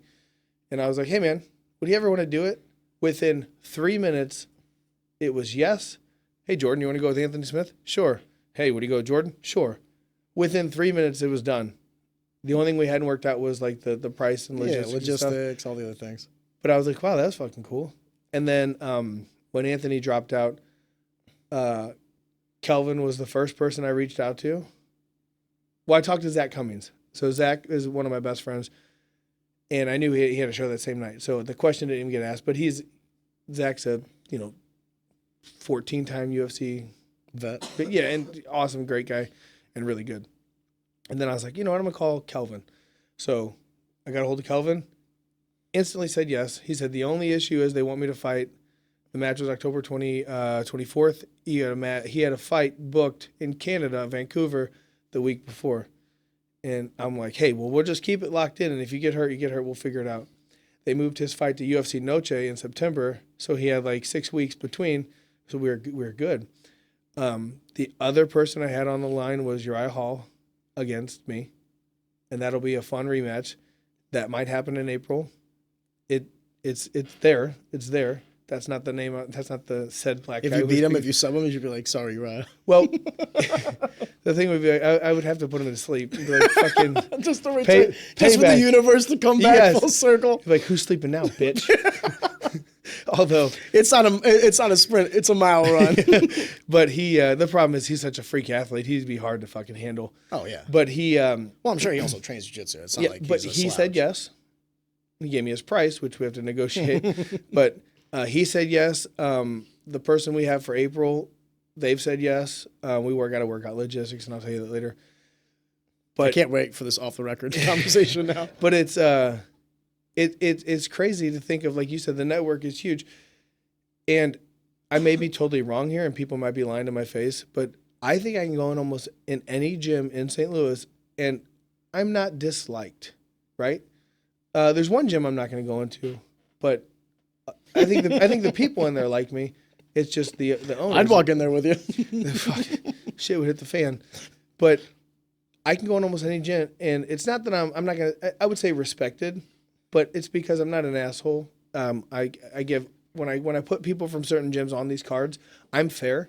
I tell them exactly what's going on. Like Mike Rethmeyer, I had never met him before I did one of these shows, a tournament, and then I got a hold of him, and I've been putting his guys on. And then this last show, I just gave a guy from his gym an award with a check and stuff like that. Now, what he did, went through cancer, battled through it, all that stuff, and it was cool. But Mike was like, "That's really cool of you to do that." I don't know Kyle. I know him at the tournaments, but I don't know him. And to give him an award and to really like say, "Hey man, what you did is fucking awesome." That's, gave him an experience. I'm giving all these people different experiences, but because of that network I have, I'm able to do this for people that I don't know. And it's really cool. Like the network, Kelvin coming in, I wanted to give Jordan that match. As soon as I announced Jordan and Anthony Smith, I had 10 people ask me if they can get a UFC fighter. And now it's not as easy as like you can call them, but like their job is to fight. I've had Evan Elder on the show. When he went with a person, it was Nick Grass from Kansas City. I said, "Hey, we're not doing heel hooks and shit." Yeah, we're not trying to ruin this guy's career. I had Sean Woodson going against Zach Vegas a couple of shows ago, and then Sean got the fight coming. Well, Sean had. It was an injury. His hand was not injured, but he was babying it, right? Yeah. And he's like, "I can't risk it right before the fight." And I said, "Sean, I get it, man. Yeah. And but then Trey Ogden was supposed to be on a couple times. Then he just had his knee surgery, and then I think he just did Polaris maybe or something. So he's kind of back in the mix, and he's always said yes. But to give these guys opportunities to go with people they see on TV is fucking cool, and I want to give Jordan that opportunity because I think he feels like he was robbed of a lot of his career. And I agree with it. After listening to the details, I think he was. Now, would Jordan have ever made it to the UFC or anything like that? Who knows? I think that there are always two sides to every story, and I don't think anything is 100% to zero, right? There's three sides. There's his side, their side, and the truth. Yeah. But do I think that where there's smoke, there's fire? Yes. Mm-hmm. And do I think that by the same logic that nothing is 100% to zero, everything in between is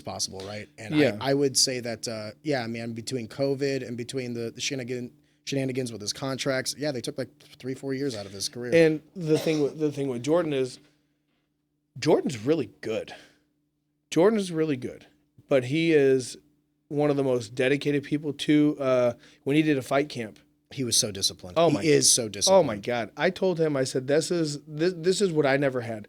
Evan Elder's the same way. Evan Elder's very disciplined. Every day before he trains, he'll be there 15 minutes early doing stupid little fucking stretches he does. He'll do those stretches afterwards. Then he goes to a hot tub. Then he goes to a cold plunge. Then he goes and eats the same shit. Like, I never did that. But to give Jordan the opportunity to go against someone and he beat him at that level, he'll never forget that. Like, and to be and like we had my first event I ever did, the pro show. My very first match was a kid named Johnny Shukart. Dan Shukart is one of my training partners. His wife Liz, she's one of our purple. I think she's a purple belt now. But Dan is someone. If you can get him on here, brother, I'm telling you. I listened to his episode on Zach and Pat show. It was awesome. So Dan is he's a real one. He is. He's a guy that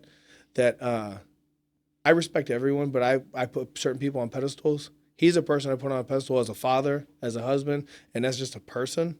Like the shit he's been through, the shit he does. And if I called him right now and said, Dan, I need your help with ABC, he'd be like, all right, cool, where do I show up? Like, that's just him. But Johnny was on the show, and Dan and Liz were very difficult to deal with because Dan is super protective of his family, which I get. And Liz was, Johnny was 7. I had him matched up with like an 8-year-old, a kid who turned 8 like 3 months after the show. But it was like a 2-pound weight discrepancy and all this stuff. And it was just like, guys, it's just jiu-jitsu. I said, if you don't want to do it, we don't have to do it, blah, blah, blah, blah, blah.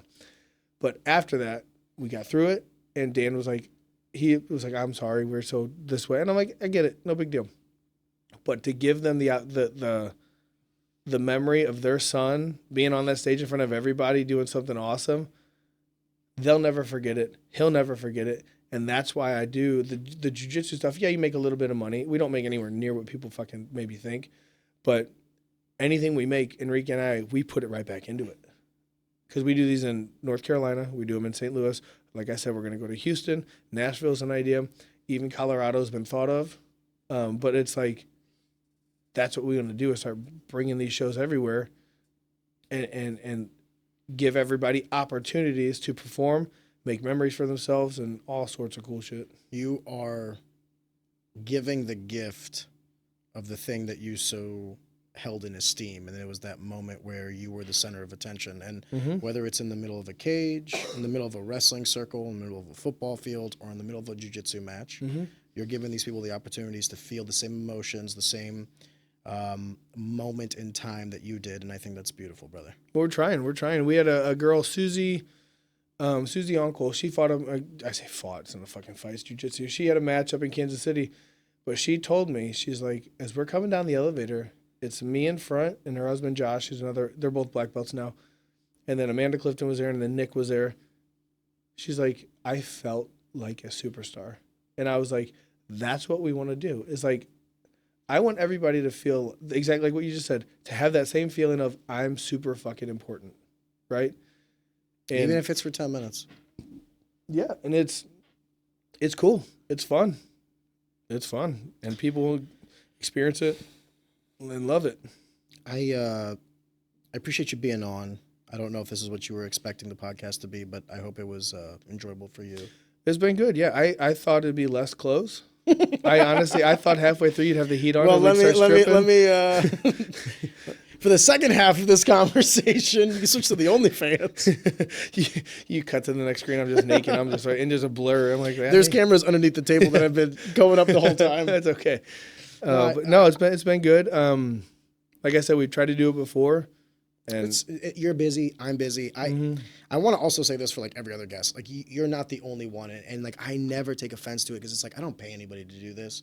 You're here of your own free will and your own free time, and I know how much my time is valuable to me. So like, all I am is ever like appreciative. Like thanks.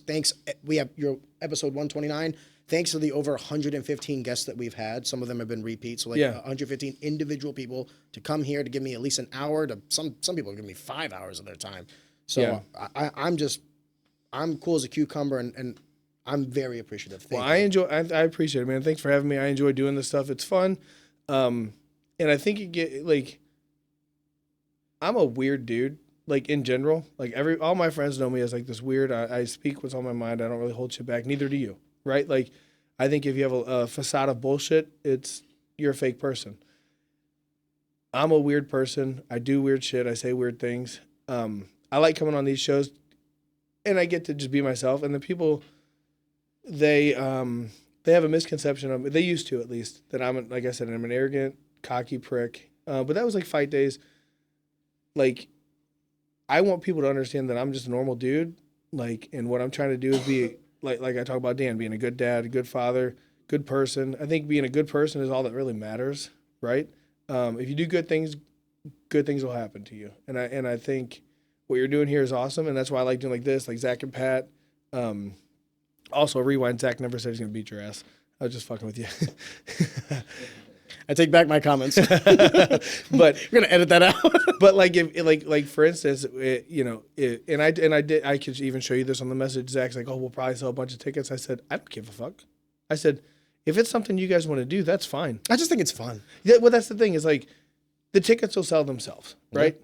You're gonna have 10 people that be like, oh, that'd be cool to go see. He'll have 10 people like, oh, that's cool, I want to go see. I'll have more than 10 people because that's is that 21 and up, right? 21 and up, all ages. All ages.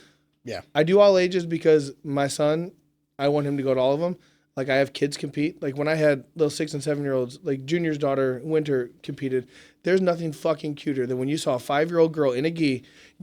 They announced her name. You don't know where she's at until she pops up, and then she sees herself on the screen, and she's like, "Oh my god!" Oh, she did. And then she did a double leg, and the whole place cheered for her. It was awesome, man. And that's why I do. I have it at the venue. I have it at. That's why I don't go to casinos. Although certain casinos have begged for me to come there because they don't like the previous people that were in there. That's funny. We might have a conversation to have off the record. And but I do 21 and up, and I told Zach, I'm like, hey man, like I tell everybody, I want you to sell tickets. If everybody sold 20 tickets, we'd have a fucking party.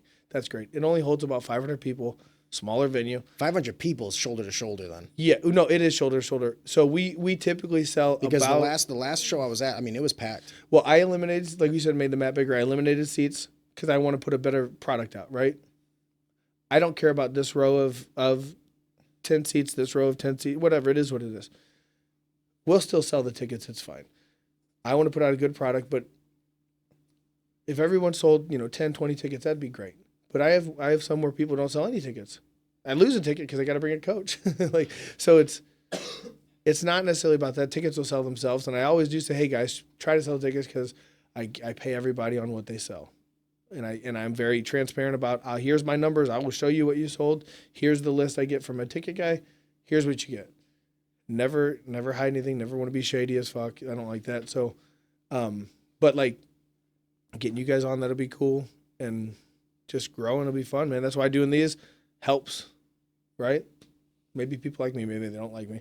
But I think you'd be surprised at how people talk about you behind your back. It's good. It's been good. Well, good. Adam, I appreciate having you on, brother. No problem.